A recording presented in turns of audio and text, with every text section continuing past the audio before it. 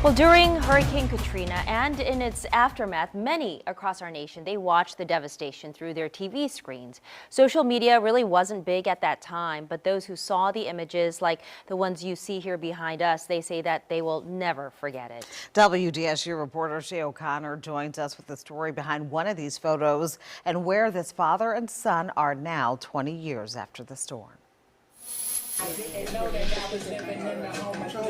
I was getting super dehydrated because for several days I wasn't eating or drinking.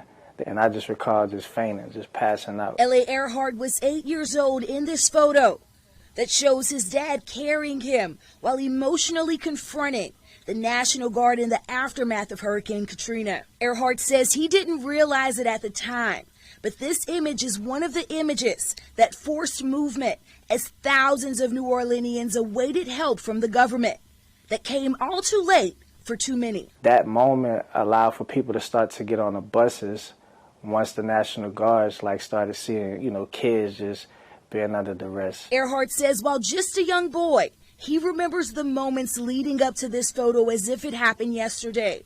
He, his parents, and cousins left the Calio to ride out the storm at a hotel along Canal Street, making it through seemingly fine. August 29th just so happened to be Earhart's birthday. Then that next morning, the sun was out, but we slowly started to see water rise, and things started to get a little bit serious after that. With no power or food, Earhart says soon after, National Guardsmen showed up and told them they'd be taken to the Superdome. We made it to the Superdome maybe midday, and I recall being on that ride to the Superdome. There was a few bodies that was there, and also a lot of talk about the Superdome being a violent place that you don't really want to bring your kids. His father, Alvin Williams, never slept, trying to protect his family. I remember him standing over us the entire night while I was trying to get sleep.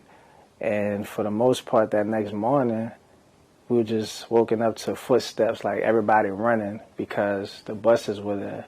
But Earhart says there was conflict at first, with National Guardsmen trying to separate women and children from men on buses. Earhart says it was a pivotal time for his family. It showed me the importance of manhood. My dad, he declared that we weren't going to separate because down the line I learned that a lot of families were displaced like that. Then it all went dark for Earhart. He says when he came to, he remembers being in his dad's arms. The family was taken to the Astrodome in Houston before deciding to go to Atlanta. Eventually, they made their way back to New Orleans. Earhart says he didn't see this photo until months later. The will to survive. That's what that picture reminds me of. Earhart's dad died in 2017 after a long fight with pancreatic cancer. This taught me a lot about being a man.